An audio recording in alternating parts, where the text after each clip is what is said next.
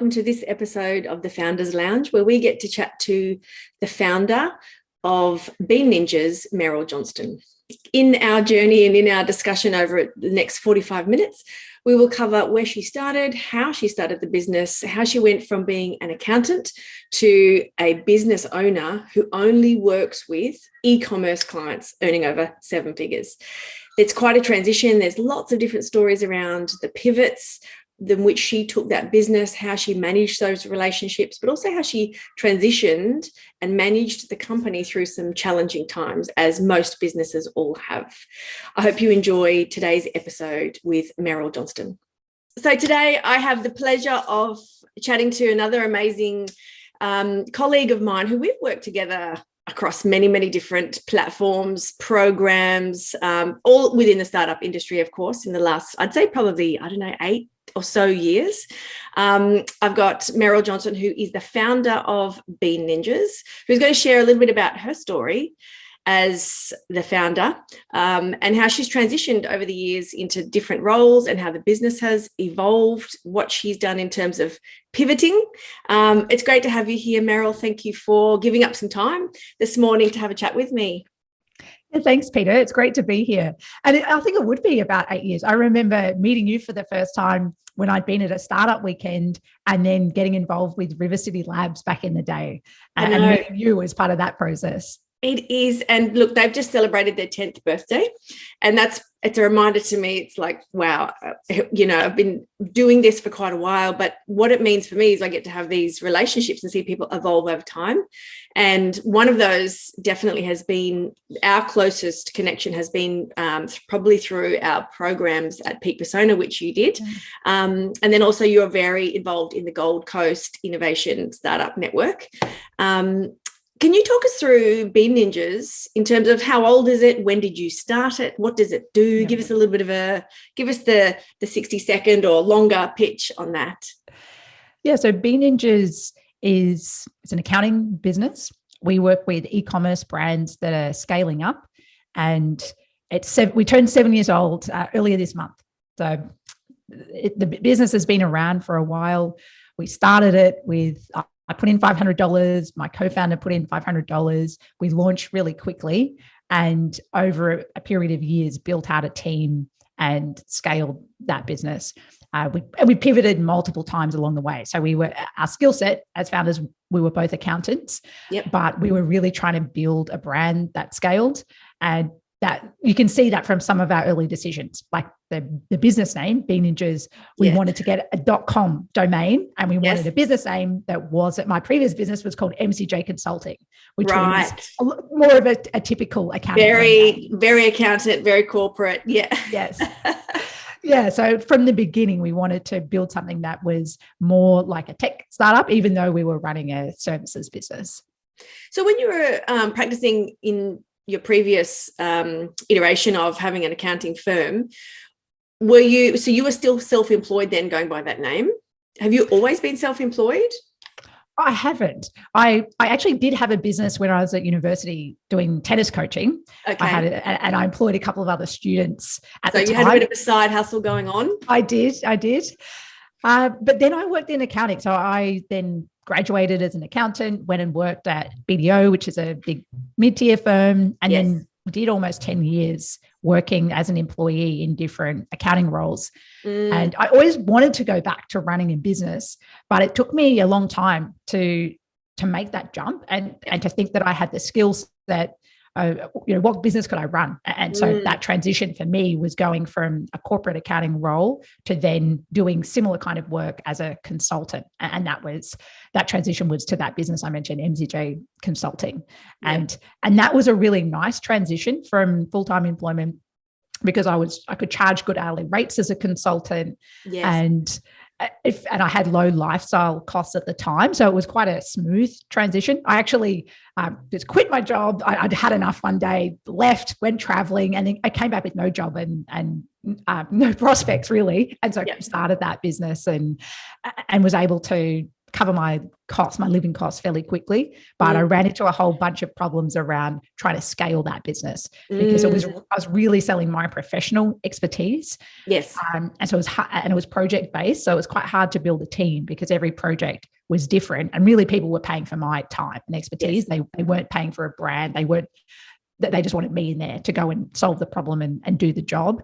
And so, yeah, great transition, but that eventually that's why I started Big Ninjas, which was same industry, but a very different business model so that it had more chance to scale and not be so reliant on me delivering the work. That's such a interesting and very, very common problem. So when often you can be lulled into the false belief that you have a business and you could, like you said, you could be earning really good money, charging out good consulting fees. But the thing is, there's a limit on how many hours are in the day, how much you can actually do. So being able to productize those services, how did you actually extract, say, your personal knowledge? And obviously you had a co-founder. How did you go through that process to think, well, what can we create that isn't going to be reliant on our personal time? Because this is the key moment where you pivot from being a service-based business to a product-based business and allowing you to scale. How difficult was that? Did you know what you were meant to be doing? Did you get some advice? How did you unpack that? It was hard. So my co-founder was also running a more like an accounting consulting style business. Yes. And we thought both of us offered a range of different services. Everything was basically custom. We would go to a client and then sit down and understand their problems and then come back with a custom solution. And so we thought about the different problems we were solving and then thought about what is something that could be packaged up as more of a product. Yep. So that's where we landed on bookkeeping, where we realized that's something. So we actually started with the business model. So we thought we want to charge a monthly recurring fee rather than be project-based. So what's something that we need to deliver over and over again? Yes. What's something that's very systemized? Yep. So there's you could create checklists and train a team where you could follow a standard process. What's something where we can hire skilled people, but there's enough margin that we can make a profit if we're paying someone else to do the work, and where we can build a brand. And that's where we landed on bookkeeping rather than providing a whole range of accounting services and a very narrow area of bookkeeping, and that the client had to be using Xero software and they had to be some kind of digital business where they were happy working with us online rather than meeting in person. So that was some of our criteria. And then we also wanted to be able to work from anywhere. Yes. And work flexible hours. So we didn't want to have to be on call. We wanted to be able to pick our own hours. And this was back before the pandemic and remote work. So back going 7 years ago, it was a different business model being able to do that. And that came with its own challenges too. Yeah, I think, look, every year we get new tech, we get new functionality that enables us to be able to do that. But 7 years ago, it still would have been very new. How, and I want to ask the question around, because you went quite niche in saying our customers need to have this, this, and this, which is quite a hard thing to do, because it's very difficult to say no to customers who are willing to pay you money if they sort of fit outside those parameters. How strict were you in those early days on saying, I'm sorry, we can't work with you? Were you 100% focused on that? That's interesting. So over time, we've got more and more niche and more narrow about who we work with. So at the beginning, they had to use Xero and be willing to work with us remotely. Yes. But they could be in any industry. So we had sign writers, plumbers, advertising agencies, e-commerce businesses, online course businesses, the lawyers, HR professionals. We had the full spectrum. And then, so we would say no if someone wasn't using Xero, but otherwise we would work with them. Now it's much more narrow. So it needs to be an e-commerce brand. So that's someone selling physical products online, and their revenue, they need to be doing at least 7 figures in revenue because we know if they're not, they can't afford our rates. Got it. So now it's much more specific, but it's very hard. In the early days, we weren't earning enough through the business to even pay ourselves. Got it. We were reinvesting everything back in. So it's very hard when you're in that position to say no. So I suppose over time. Now you've got the high. And so do you have, by doing that, did you find it was a marketing, did it work in your favor to be able to market your services now, saying I only work with a top tier client? Do people like that level of exclusivity? They do. Yes. Particularly, probably more around the e-commerce positioning. Okay. I think that's worked really well for us. And so why was it e-commerce? What was your choice there? So we did a whole set of analysis around that. So we had a spreadsheet for accountants. We got the spreadsheet open, and then we had a whole lot of criteria around what's important to us with who we work with.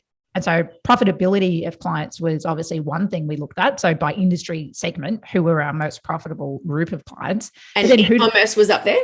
That was one of the most profitable. And then we looked at just what percentage of our total cohort of clients are in that category. And then it was things like who do we like working with? Who's easy to work with? Who's recommending us to other people and really values what we do? Yes. And so that was so we looked at criteria like that. And then we just looked at some bigger picture economic factors. Like, do we think e-commerce is growing? Absolutely. That seems like it's on a trend to continue growing, and it's quite complicated, the bookkeeping, and we know how to do it. Yes. So over a period of time, we gradually got more narrow.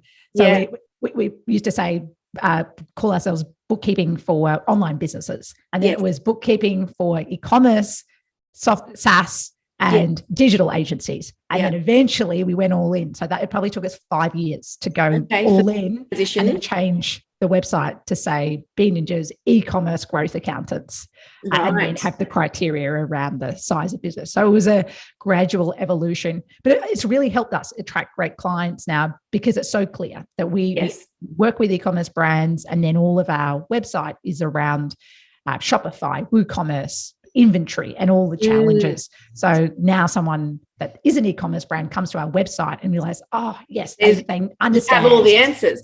But I imagine you would, for your own personal and the team's continuous upskilling and knowledge base in this sector means that you know now which avenues to go down and only focus on e-commerce, which means you can be the best service agents for your clients that is out there. Is that correct? It means that you have a very niche area of learning that you need to make sure you're upskilled in. Absolutely. So it didn't just help from a marketing and client attraction perspective, it actually helped with our back-end operations. It simplified a lot of things. Our team don't need to go and learn 100 different apps that integrate with Xero, where we're specialists now. So we've got a defined tech stack, and that means we can go a lot deeper into the tool. So our expertise, it's like a snowball that's compounding because we're doing similar things. Yes. The team's doing similar things every day. So our expertise is growing, and it also made our operations more efficient because we didn't have to spend so much time learning different tools. And obviously you said you always wanted to have the ability to work anywhere, so be remote, and e-commerce businesses that would also align with them because they're already online. So you sort of they wouldn't be requiring those in-person meetings like traditional businesses do, they still do love the in-person meeting. I still battle with this myself. And so in saying that, with your remote philosophy, is your entire team distributed remotely?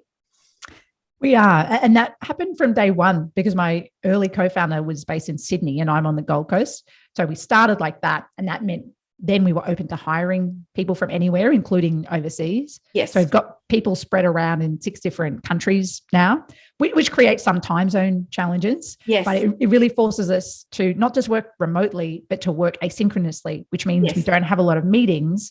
So instead, I could record a video for my colleague in the UK, and then when he wakes up in the morning, then he can reply back to me.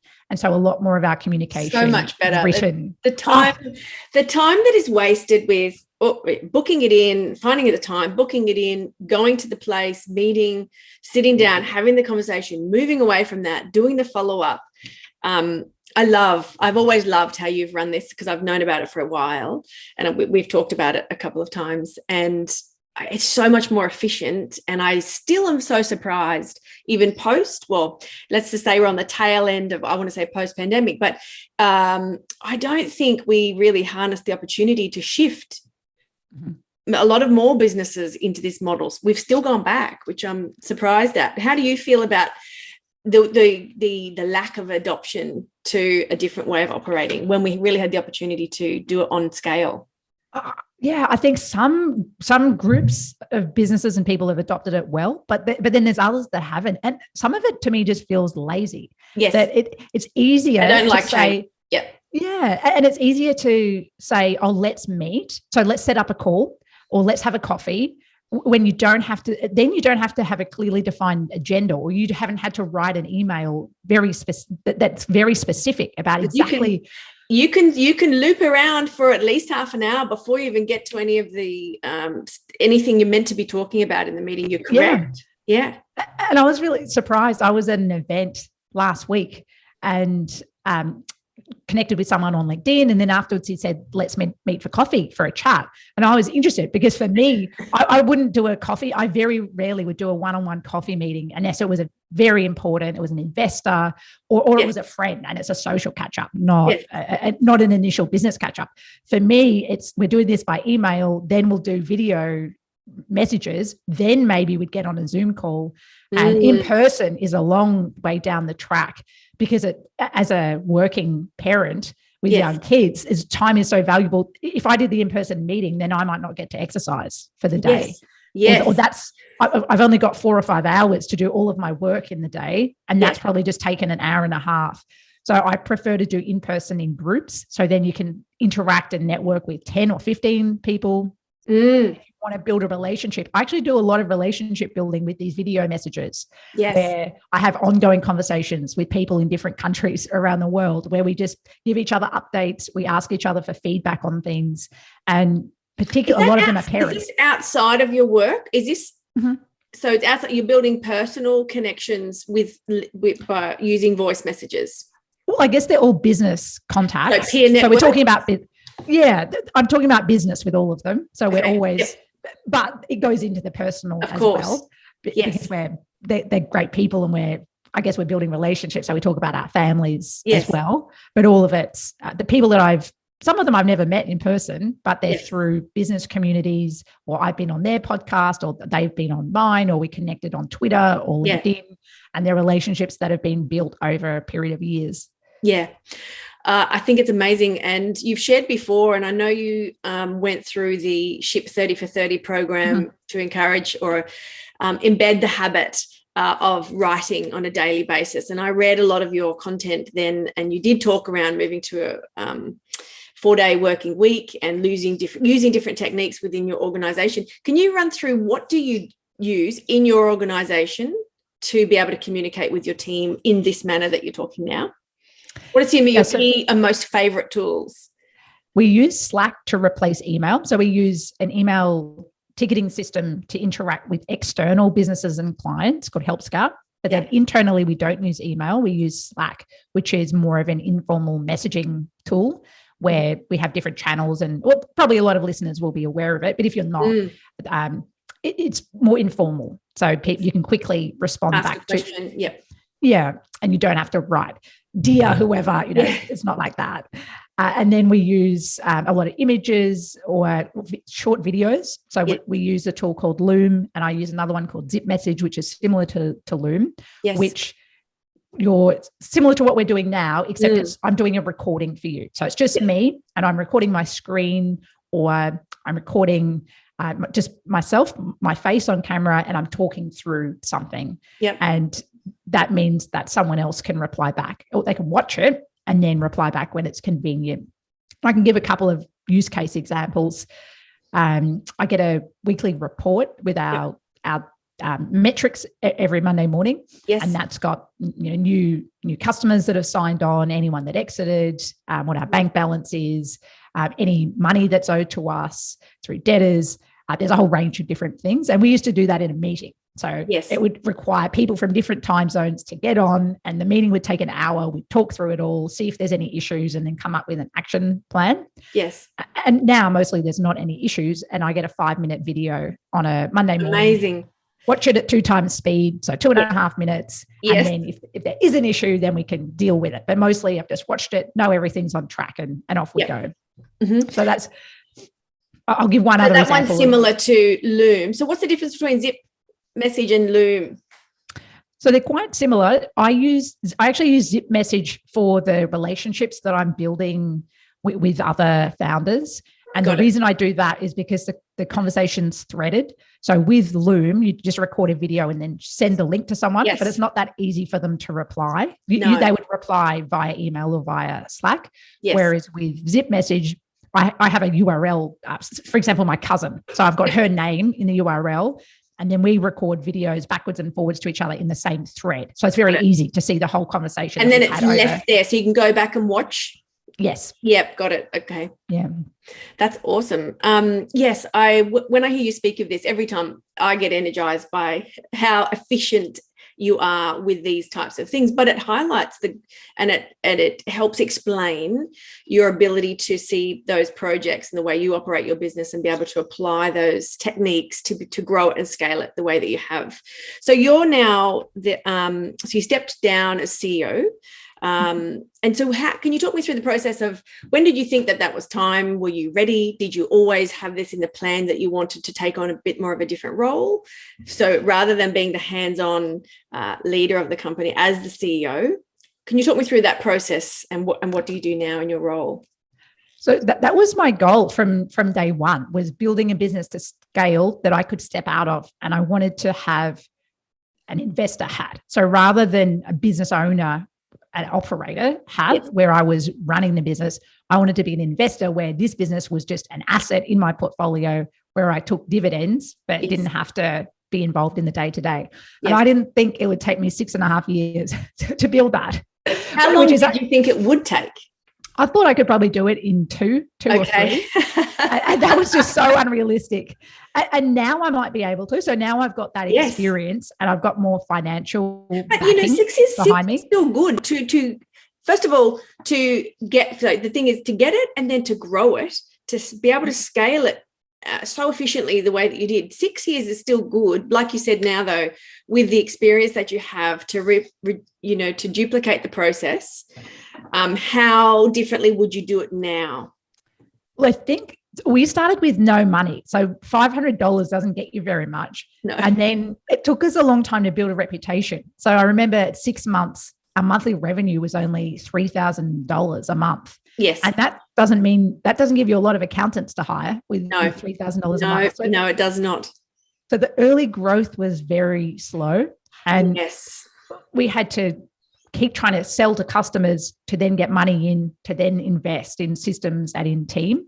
Yes. Whereas next time, if I was to start a business again, now I would have money from the get-go.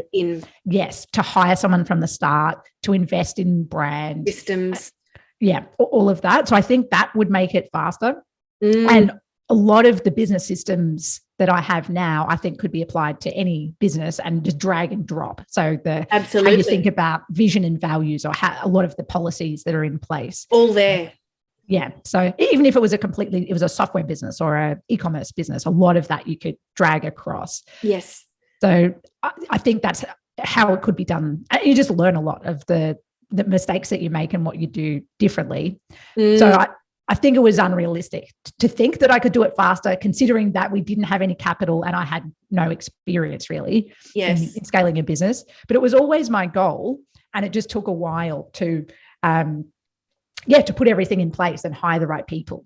I think that's brilliant, though. I think, and I'm sure if I was to ask you the question, would you do it? The thing is, even though it wasn't what you expected, you thought you could have scaled quicker, and now knowing what you know you can, but you really did need to go through that process in the beginning. And this is what my question to you is, to raise capital or to not raise capital, to be customer funded. Some businesses do require capital because it would take forever to get their customer. However, you did, my assumption is you haven't taken on external capital. You were funded by took a little bit at the beginning. Yeah. So I wouldn't say we were VC funded or anything like that. I had a friend who was a mentor who put in a little bit of money. Yes. And that was great because then I had a long-term mentor that had skin in the game. But I wouldn't consider us funded. I would consider us bootstrapped and customer funded. And we happened to have someone that helped us out in the early days with a little bit of money.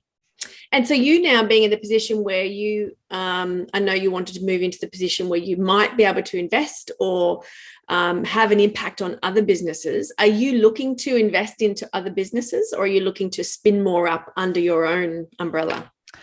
Well, I'm still trying to figure that out. So I love running businesses, and I know that I will start another one or more at some point, but I'm not quite sure when that will be. And so I'm trying to give myself a break, because my style is to move really quickly and dive into the next thing. Yes. But I want to commit. I can tell that.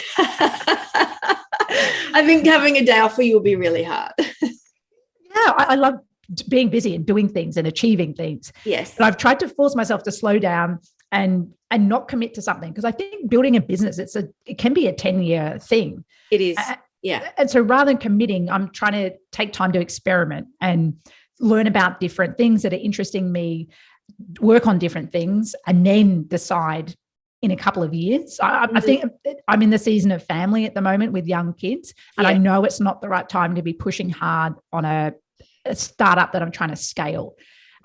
So I'm open. I'm still trying to figure it out. I'm open to doing a little bit of consulting. I'm trying to work, just trying to learn and build my skill set, and not put pressure on myself for a little while, ready to then build something again. And yes, I am interested in investing, and I have made a couple of investments. Just again, I think it's a whole other skill set. The deeper I got, the more I realized, okay, this is more like a full-time job, trying to be a good investor. And so, well, especially because you would be one of those investors who also has the ability to mentor or get involved or share your learnings and experience, or perhaps even take board seats.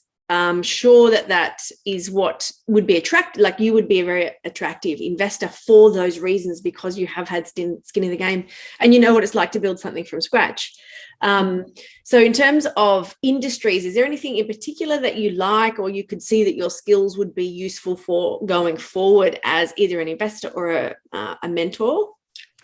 That's an interesting question. So I have been reflecting and thinking about, well, what's the intersection of my skills? So there's the guy who created Dilbert. I think he's got an interesting framework where he'd studied business, so he understood business, but he's not the best business guy out there. Yes. He was interested in being a comedian, but he's not the best comedian. And then he liked drawing, but he wasn't the best artist. But then he put together those three things, and combining that, he was able to make a business-focused, funny comic. Yes. And really stand out and be best in the world at something. So the combination of everything together. Yes. No one else had that unique set of those three skills. And so I've been trying to think about, well, what are my skills? So I'm a founder, so I've got experience running a business. I'm in the accounting profession, so I've got deep knowledge about that.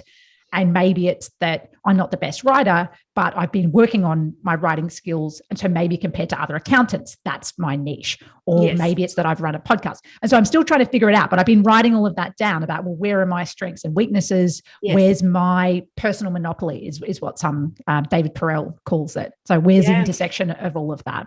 And the beauty of that is it gets to keep evolving over time. Each new thing that you do, you get to add something else to your own personal skill set and area of expertise, and you get to build upon those things, which is I always talk about, having multiple jobs or multiple careers is just opportunity acquisition and skill set acquisition as you go along, creating this amazing thing at the end, which is a combination of all of those things that come together, which is obviously the journey that you're on. In terms of your role now within Bean Ninjas, what does your average week look like?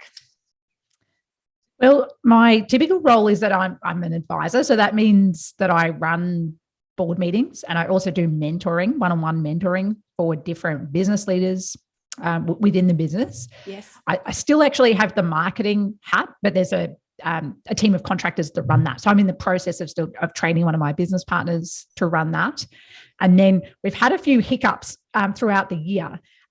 We had a general manager who was running our Australian business step down soon after my daughter was born this year. And so I had to come back and cover that role. Yep. And then a business partner of mine had a health issue. And so we actually had to sell part of her portfolio and find a new home for her team members. So I ran that deal process. Yep. So I haven't really found my average day-to-day yet, because we've had these things crop up that have dragged me back into the business, that they're not ongoing operational things, but they're one-time problems that have needed me to come back and solve them. And so that's something I've been thinking about. Well, yes, I'm trying to wear that investor hat, but as the majority shareholder, I still want the business to go well, and I need the business to I'm living off the dividends, so they can't stop. Yes.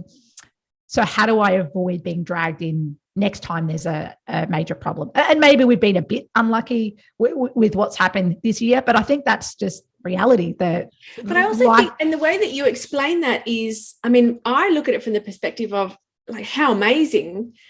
Unfortunate that those things happen, but how amazing that you were in that capacity, you had the capacity to manage that, opposed to if you were the full-time CEO and then had all of this happen on top, which is what happens as the founder. CEO is when stuff goes on, you've got so many different hats to run, to wear, plus continue to forge ahead. So I'm looking from an external thinking, it's very unfortunate, but how amazing you had set up that you have a role where you could have applied from coming from a different angle to be able to manage that, because without that extra time and maybe headspace to manage it from that position, it may not have gone as well or as smoothly, or maybe transition as quickly as you'd hoped.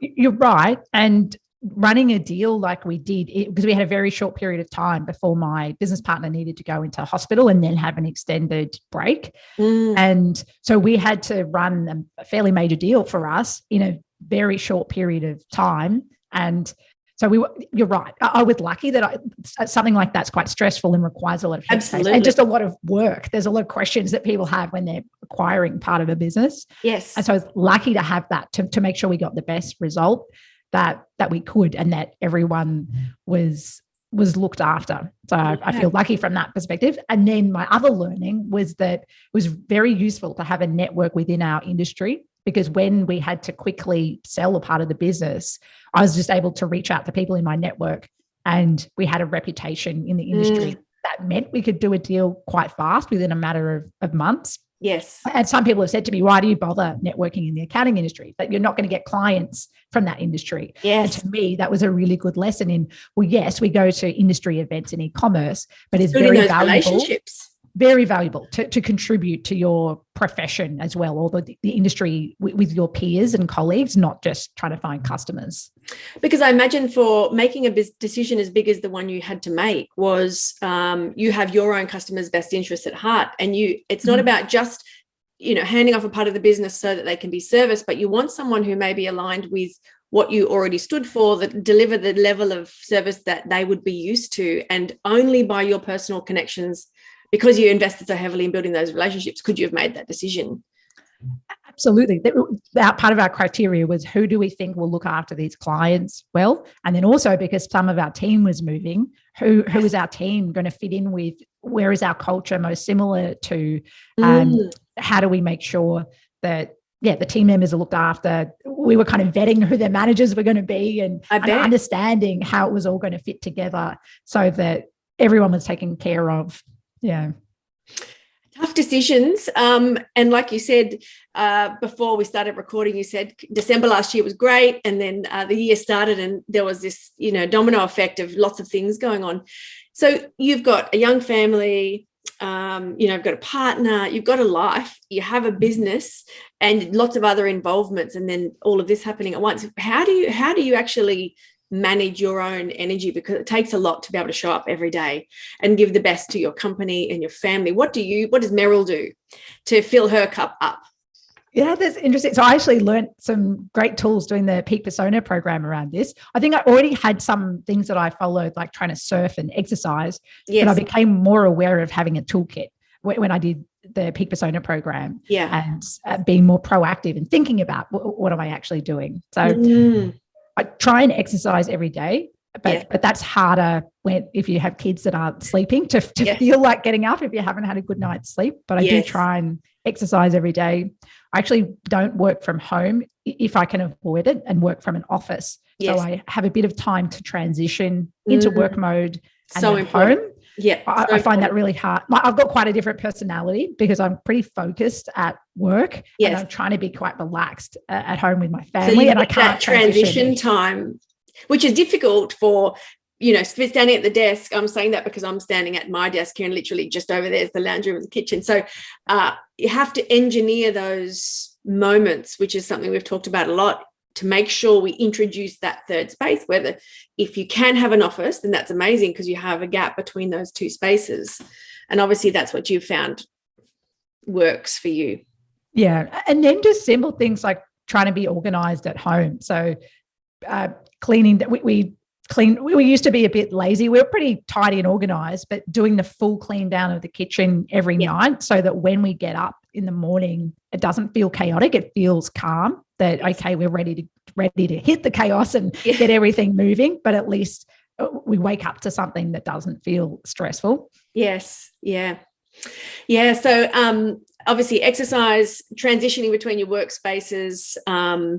What else is there? And like you said, surfing. Is there anything else that I know travel has been a challenge recently, and also moving around with small humans also is a challenge. Is that important to you, traveling and exploring and adventure? It definitely is. So I used to do a lot of travel. Actually, something that helped me you've just reminded me of is I used to take founders retreats. So that was away from my partner and kids. And that would be, I'd try and do at least 2 nights where it was me just to think and really reflect and strategize. And that was so important and difficult to organize because it puts a fair bit of load. But I'd really try and prioritize that. I haven't been able to do that with a newborn, but that's something I'm planning to start again. Well, I say once she's more like a year old, and so it's not so tricky at home. But that was amazing, just having that space because I think deep strategy, you can't do it in half an hour here or there. No. You need an extended and you can't do it in the same environment that you are working in or you're at home with, or even the same people. I think being in an environment where you're being prompted to think about different things, ask yourself those questions, looking at different surroundings, and also being surrounded by other people who are actually also interested in doing that similar reflection. So founders retreats, and then I do try and fit in adventure activities as well. So my dad and my brother, we try and do an adventure activity every year. So we're hiking in Tasmania in October for a couple of days this year, and we've done ski trips and we're aware my dad's almost 70, so not sure how many more years of physical adventures he can do. So we're trying to make sure that we make the most of that, even though it's difficult on our partners and with young kids. It's important as well. We just have to make it happen. Yeah, that's amazing. Another question on travel, which is something that I ask everybody who comes on the Founders Lounge, is where is your most favorite place in the world that you've been and why? And also the one place that you have had on your bucket list or is still on your bucket list that you haven't made it to yet. All right. So I could come up with a few favorite places, but one is an island in Indonesia. And there's a place called Macaroni Surf Resort, which is actually my very first accounting client. So it's very remote. So, I love how you tied those two worlds together. Surfing and accounting. I love it. Yeah. So it's very remote. So you travel out, fly there, and then get an overnight ferry, then a speedboat. So it's just the surf resort and a little village, and it's beautiful. So gorgeous sandy beaches and a lagoon and some of the best surf in the world. So of course, I don't do site visits, but I do site visits there. You make exceptions for some special clients. I love it. So we have to do stock takes and some other things that have to be done on site. So I've been there a couple of times, and I have another trip, or free trip to use, but I'll have to wait till the kids are a bit older. Yes. But it's just amazing that it's so remote and beautiful. And of course, you just spend the whole time surfing and enjoying life out there. Amazing. And the place that you haven't been to yet that you want to visit? Wow, because I haven't thought that much about travel recently because I haven't been able to go. But I suppose I like adventure activities. And so there's I'll have to list a few. There's some hikes in Switzerland that I want to do. I haven't been or walked along the Cinque Terre. There's too many to list. I mean, Alaska, I think sounds amazing. Alaska's absolutely still. I've had Alaska on my list since I'm 18. It was one of the very first Lonely Planet guides that I ever bought. I still have the book because it's my token to remind me of the feeling. Every time I pick it up, I get just as excited as I did when I was 18. I still haven't been yet, so I can absolutely I feel the same essence when you mention that. Even talking about it, I'm getting excited, thinking, travel. I know. I've just got my passport renewed, actually. Ready to go. Have you got ones for the kids yet? That's the next step. Yeah. So my toddler has one, and I'm in the process of getting my baby. Getting everyone ready. It's that thing is like, you just want to have them ready for just in case. Yeah, absolutely. We've had such an amazing insight into what you're doing, where you've been, what you'd like to do, how you structure your life. I know that you have dabbled a little bit more than dabbled, in the world of Web3 through some other colleagues that we have. Can you just give us a little bit of an insight in terms of, for people who still have no idea what this is, in terms of opportunities? So people in business, what would be your word of advice to start maybe dipping the toe in the water, maybe learning something else to see where the opportunities are? Because I talk about opportunities all the time in that space, and it's quite difficult to explain to people who don't really have any idea. So what did you do to start getting involved a little bit more or learning a little bit more about the world of Web3? Yeah, so I'm really interested in cryptocurrency, blockchain, and Web3, but it's only been an interest. I bought my first cryptocurrency and NFT in May. So that's only a couple of months ago. And I think there's two camps around this could be world changing, like the internet was world changing for us when when mass adoption happened. So there's many smart people that have that point of view. And then there's also many smart people that think, no, there's no real world use cases. It's very niche, but there won't be mass adoption. It's not going to change the world. Yes. But I realize if there's a lot of smart people and there's a flow of talent. So some of the smartest developers, designers, product managers are flowing into Web3. Some of the top VC funds are flowing in there. Okay, I don't understand the space well enough to have an opinion about where it's going to go, but all of these great minds and money is flowing there. There's probably a reason. And so I realized, okay, well, I want to at least explore it. I don't have an opinion yet, but I should upskill. And I think it's very easy, and maybe, I don't know if lazy is the right word, but to read about things and research is easy, and to take action is hard. And I try not to spend too much time just reading and consuming content. So instead, I wanted to dive in and start doing things so I could learn about it. And so buying an NFT was one way to understand, how do you actually do transactions in this space? And then there's a whole lot of different use cases for Web3. And I'm really trying to force myself to don't spend time reading. So I'm allowed to read things and then turning it into content. So I'm trying to write about what I'm learning and turn it into Twitter threads or LinkedIn posts. I like that approach. Like you said, stop reading and consuming and get involved somehow. And if anyone identifies with learning by doing, which most people who have started a business or interested in entrepreneurship, or that is the essence. We can go and do a degree in anything, but unless you do it, that's when the deep learning is. And I see you're doing that with obviously hosting Twitter spaces as well on the topics. What do those Twitter spaces, what's the aim of that Twitter space that you're involved with, and those sessions that you're hosting? So I host the Twitter spaces with two other friends, and we're all at different stages. I'm probably the most beginner. But so for me, one of the reasons to do it is it's accountability. So every week we have to get on the microphone and talk about Web3 and crypto and a topic. And that means I have to research it to even feel confident. Every Friday is homework. Absolutely. And so that's one of the reasons. Another is to build a network. So we invite other people to the spaces, and it's a chance to interview them or have a chat. And really just to put ourselves out there and learn. And then we're trying to make it easier for other people to join us, because we're beginners and we're not in there pretending that we're experts. We're actually trying to encourage other people to get a wallet and buy your first Bitcoin or piece something, of Bitcoin, anything. Get started. And so we try and make it inclusive with the Twitter Spaces, and then we also so yesterday I did a call with Morgana, who's one of the other girls from the Twitter Space, and we were onboarding 2 other people, friends of ours, and helping them get started with a wallet, helping them buy things. And so we're trying to help do our little bit to bring other people along and help them get set up too. Yeah, no, I think one of those people might have been Yana.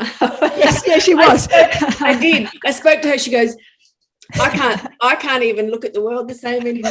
I said, I know, I did tell you this, but anyway, and that's what happens. I think that's such a good strategy, is let's just share what we know, hold ourselves accountable, take people with us, help onboard other people, because then everyone's sort of learning for themselves. But it is that very safe, inclusive environment, which I'm finding. I've got a lot more work to do. You said you're the newest person in that group. You're not, because I still haven't even. I just get overwhelmed with the reading of the feed, and it's like, okay, I need to, because I keep thinking like I need to read more to understand, but maybe that's the wrong approach. Maybe I need to do more to understand. You need to. We'll do one of the calls with you, Peter. Okay, and then you'll be up and running. Because for me, it just clicked as soon as I tried to actually buy some Ethereum. Then I understood, okay, this is how the exchange works. Yes. I could picture it all. Kind of the mental model in my head clicked a bit more.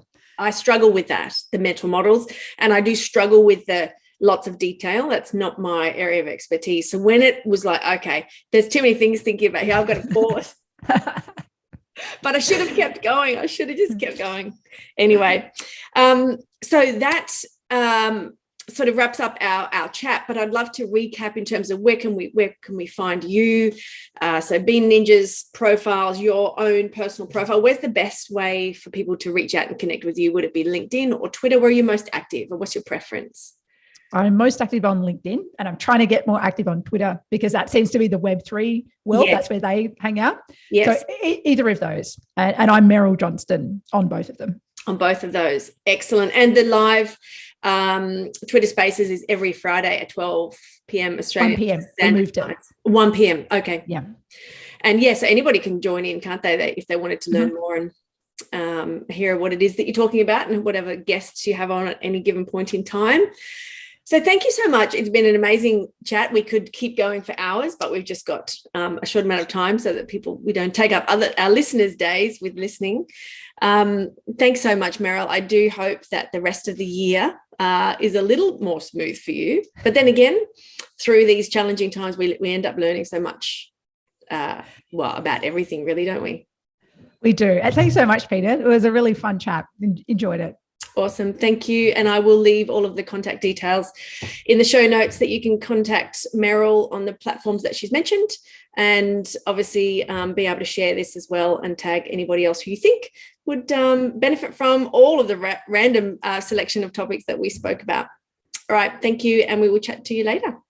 So there you have it. Another amazing conversation with a wonderful human who is always an inspiration to me. Every time I talk to Meryl, I'm energized, I'm inspired, I'm blown away. She talks so fast, she moves fast, she gets stuff done, and she operates in such a strategic manner and always has. It impresses me because I don't often operate in a very similar way, but I admire those that do, because the progress is all there. The way that she's transitioned from being an individual contractor and consultant into productizing a business, then focusing on a niche for the accounting industry and productizing that knowledge and systematizing her entire operating system and having remote teams that all work within multiple time zones on different platforms, and everything is always being optimized and systemized to make sure that everybody is happy, can get what they need to do done. Everyone is being communicated to in the most efficient way. That is impressive to me, how you can watch somebody create and change people's lives and also shift the dial within an industry, which is something Meryl and her co-founders have done with Bean Ninjas and all of the other brands that they associate themselves with.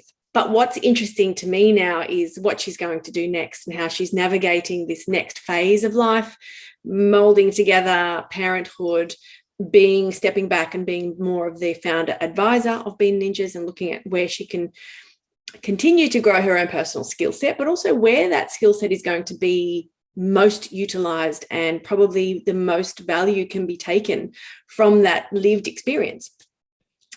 I hope you enjoyed that discussion.